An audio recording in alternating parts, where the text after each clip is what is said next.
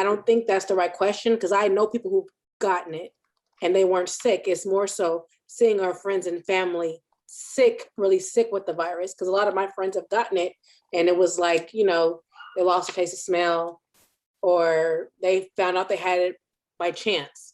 So I don't really know anybody who's been actually sick and hospitalized from it. If I could just chime in, part of my hesitation is I've had COVID and I went to the ER and was hospitalized with it.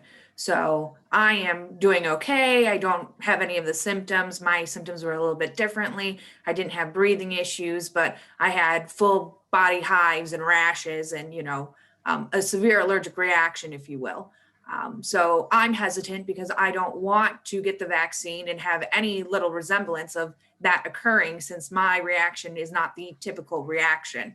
So although, getting it again is not ideal, I don't want to put something in my body deliberately to give me those, I don't know, spikes to cause that similar reaction. So now that I've had it and I know what my body will and will not respond to, I don't want to go through that process again. Now, by getting the vaccination, you're trying to prevent it, but at the same time, I could leave that back up to it. So I'm hesitant because I was one of the more severe cases of it.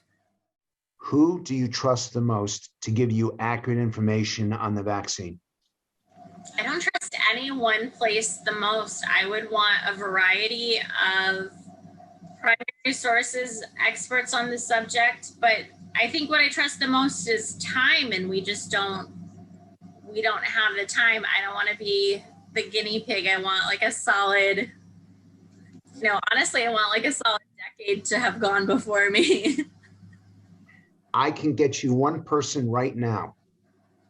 Who do I call?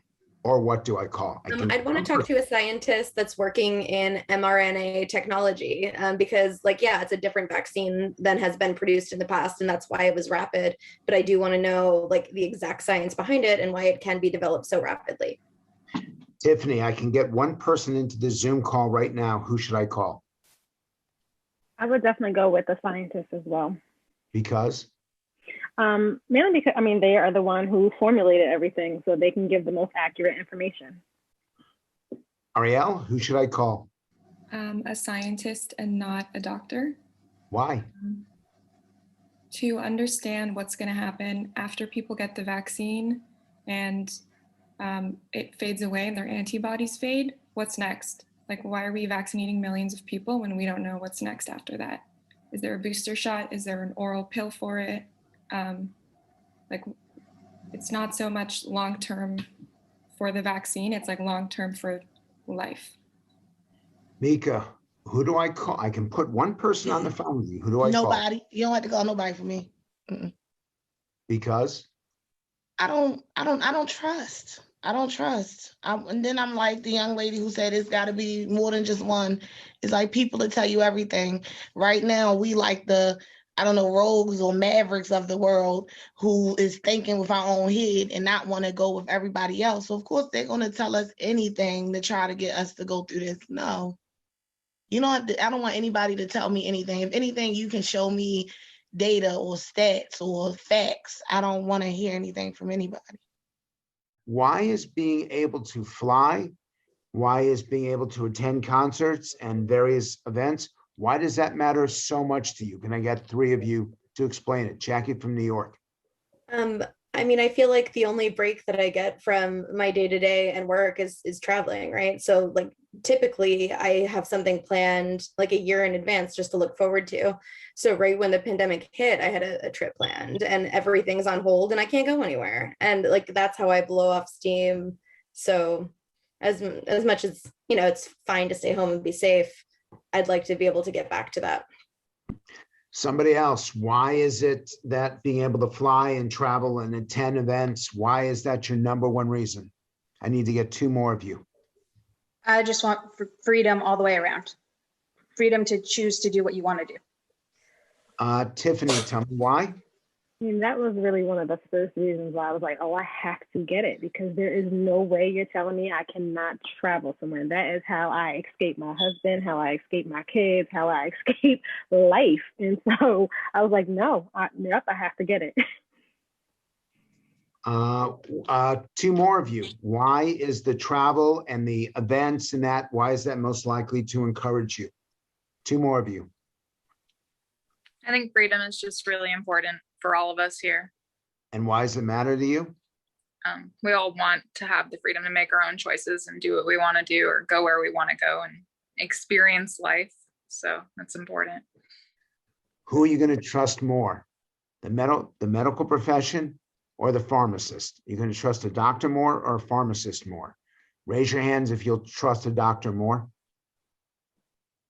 1, 2. Raise your hand if you trust a pharmacist more. Okay, guys, I want to know why. I think because a lot of history for me personally and doctors, they are out for money and not necessarily for the good of you as a person. As far as this though, I just think that she has a lot of knowledge as for the drug that I think is important that maybe the doctors wouldn't have as much. Pharmacists usually study, their medications, what's given to the patient. So that makes me more comfortable knowing that someone that knows more, a little bit more about what they're given to the patient. I think that if a patient has an issue, they're going to see their pharmacist or go right into the pharmacy, and pharmacists are more likely to see the patient like in follow-up. So my grandfather was a pharmacist, and so I always heard his stories about how he could tell when doctors were overprescribing and that their pharmacists are really on like the front line even more so. So maybe I have a personal bias, but. I just think that the pharmacist has more oversight over different medicines and the trends in his or her community as well. In addition, I know that some doctors may get some sort of incentive for prescribing or nudging patients to go to a certain vaccine or medication, whereas a pharmacist doesn't have any benefits of filling the medication. But she has to be knowledgeable about those medications and explain it to the patient when they do fill their prescriptions.